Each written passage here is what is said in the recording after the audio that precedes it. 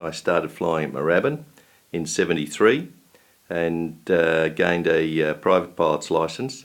I then applied for direct entry into the Air Force, but at that period, 73, 74, the Air Force was flush for pilots and we'd wound it back dramatically. I was accepted into the Air Force as a navigator and started on 47 nav course. We started 10 and graduated 10, which was the first time since the war that had occurred, and was posted to fly at 36 Squadron. Most of my nav flying was on C-130As. I had been applying for pilot's course from day one, and after 7 applications they said don't apply again. So I gave it one more shot and managed to succeed. I was posted to 109 pilot's course and started at Point Cook flying CD4s, which were not unlike the aircraft I'd learnt to fly in a Victor 115 and Victor 100s. And from there went to Pearce, onto the Macchi. I was posted to fighters, the third ex-navigator to go to fighters since the war, and did the introductory fighter course on Macchis, and then on to Mirages, and then was posted to 3 Squadron in Butterworth. The Mirage had a reputation which I think undeserved. I can remember on my very first flight in the Mirage, everybody was concerned about the base turn, where you come around basically at your incidence limit. But having sat in the front, coming around, Dennis McNeil was my first instructor, and it was a delight to fly, and I knew from that moment that I'd have no trouble on the course. 3 Squadron in Butterworth was outstanding. For the first year I was there, that was 1982, 75 Squadron were also there. So we had 2 Mirage squadrons, and there was great rivalry and good fun in the evening in the bar. The social life was outstanding. There were a lot of single teachers over at the school on the island. So the social life in the mess and the flying was just fantastic. You couldn't have asked for more fun.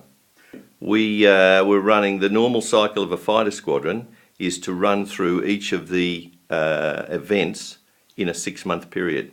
So you would do a period of air-to-air, usually starting with basic G manoeuvres to start you feeling that right way, through practicing some basic fighter manoeuvres, and then into a 1v1, then a 1v2, 2v2, that sort of thing. And then you would start on the air-to-ground cycle. So you'd do strafe, you'd drop different sorts of bombs, and end up doing strikes, where you'd have a navigational exercise ending in a weapons delivery. I was posted from there to flying instructor's course, which is about, from memory, 4 months, 3.5 months in sail.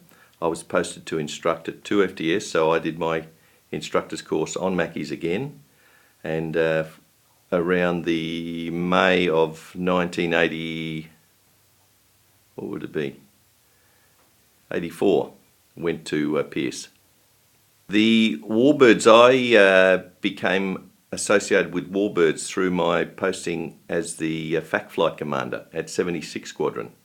I was flying Wingeals and through another pilot's course mate, Dave Princehorn, he introduced me to, through another friend, to a fellow called John Weymouth, who in the late 80s was a prominent figure in the Warbird community.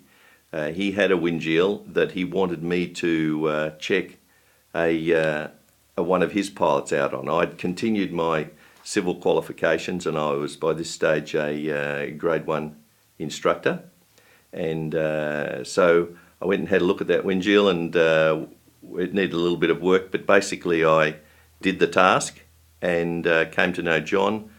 Through John, he later acquired a MiG-15, and when he was looking for a place to put it, I'd volunteered Williamtown. He was based in Victoria River Downs for 9 months of the year, but came south during the wet season and was flying his aircraft then. But for the other 9 months of the year, I'd arranged that it be placed in the Fighter World Museum at the front gate. So the base commander was quite happy for that to occur. But I was checked out in the MiG-15 and trained a number of others in Australia at that time. The MiG-15 again was an amazing and surprising aircraft. The fellow Harry Bradford who checked me out just grabbed me when the thing arrived. I was in jeans and a t-shirt and said, right, jump in, I'll give you a conversion. And it's extremely simple. He said, just fly it like a Macchi, gave me a checklist, sat in the back, and we went out and did a 20-minute flight, including stalls. It's a highly swept wing, but had huge wing fences on each wing, and the stall was very docile. It had a good thrust. I can't remember the exact figure, maybe 6,000 pounds or something like that. But it was very smooth, and again, nice control harmonisation. So we flew that for a number of years before another MiG crashed in Canberra and took them out of the air. I guess once in the military, when your aircraft becomes obsolete, you can add quite a few to the list. So the T-28 was one I flew. I flew in Saudi Arabia. I flew Strike Masters and PC-9s, but the other warbirds would be mainly from here. The L-39 I've flown. What else would there be? Well, certainly the Wingeals, Wirraway, Tiger Moth, all the usual suspects. I think the Wirraway has gained not a bad reputation, but a reputation for things that really isn't that bad at. I think it must have been an excellent trainer. I've been flying it now for nearly 8 years, and having talked to many of the older chaps who flew it, I've developed a real respect for the aircraft. It's solid.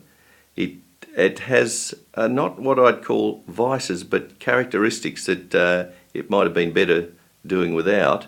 It's a bit of a bugger to land, but other than that, I think it's an excellent aircraft. Very robust, and it's a nice, comfortable ride. And of course, you've got that beautiful radial sound.